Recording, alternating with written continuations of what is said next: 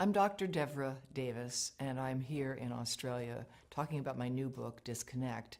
I'm an epidemiologist and a toxicologist, a fellow of the American College of Epidemiology and formerly the American College of Toxicology. I worked in the Clinton administration. I was the founding director of the Board on Environmental Studies and Toxicology at the U.S. National Academy of Sciences, and that was the group that did the study recommending the ban on smoking on airplanes quite some time ago. But I'm really here because I'm deeply concerned about what we know now about microwave radiation and how it affects the developing brain and body. Recently, the cell phone industry has been issuing advisories itself. These are often buried inside phones, and they're telling you something very important that everyone has a right to know, which is a mobile phone is a two-way microwave radio.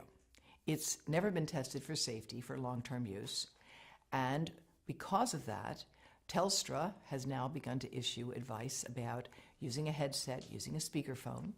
In America, Consumer Reports, a respected publication, has recently recommended that no one keep a mobile phone in their pocket.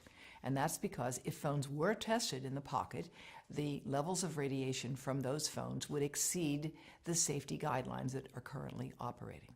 Brain cancer actually is more than 200 different types of diseases. 200 different types. And it's a terrible disease. Most people don't survive it. Their lives are shortened by it. What we know about it is that ionizing radiation causes it. And we know that from studies of people who got heavy doses of X-rays for treatment for something and then went on to develop brain cancer 30, 40, or 50 years later. Studies have been done that have looked at what happens to neural stem cells, baby stem cells, brain cells, when you expose them to mobile phone radiation. And what those studies find is that if you expose those cells, you can look at their membranes, and you find the membranes are weakening and opening. And all of these tests have experimentally indicated that mobile phone radiation can damage human brain cells and cause more damage to young human brain cells than to old human brain cells. Because when you put that phone here, your head is the antenna. And half of the radiation from the phone gets into you. That's the modeling work that we've done at Environmental Health Trust, which shows that a young brain will absorb the radiation almost all the way through the eye of a 3-year-old, and even an adult 34-year-old, it will still get into this part. And we are seeing effects of many different sorts as a consequence of this.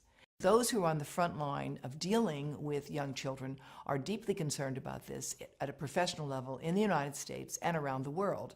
In Israel, as well as France, as well as Belgium and Taiwan, there's an active government program to discourage the use of mobile devices by young children. There's a growing literature showing that prenatal exposure to mobile phone radiation causes serious defects in the offspring.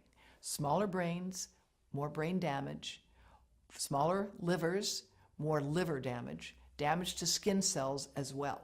There are good reasons for concern about the long-term and short-term effects of mobile phone radiation, particularly on children, but especially on sperm. Now, the sperm studies have been developed in more than 7 different countries, and what they find is that the sperm that are exposed to current levels of mobile phone radiation die 3 times faster and have 3 times more damage on their DNA, indicating that mobile phone radiation is damaging to human sperm. More than 100 scientists have joined with me and with the chief of obstetrics and gynecology at Yale University Medical School. We have put together the Baby Safe Project, and they are handing out information to every pregnant woman that walks into Yale New Haven Medical Center, $4,500 a year, telling them how and why they need to avoid exposing the pregnant abdomen to mobile phone radiation. The breast cancer story in mobile phones is complex, as breast cancer is a complicated disease. Most of the women who get breast cancer are age 50 and older. However, growing numbers of young women are developing this disease who don't have any of the inherited risk factors for it at all, who have no family history of it, but they have one thing in common. They have all stored a mobile phone right in their bra. And in several cases, the tumors have developed right under the antenna of the phones. No phones are tested for little kids, for babies playing in their bouncy chair, for toddlers sitting in front of an iPad on an iPotty, for pregnant women holding these things over their bodies. There are no tests of radiation absorption. That's why we at Environmental Health Trust are doing that modeling now, and we would like to work, of course, with industry to further validate our models.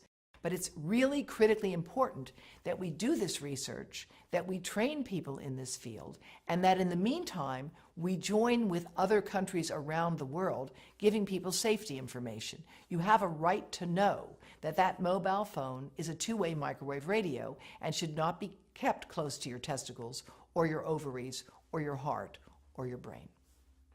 And where we are with this issue today is where we were with cars and seatbelts.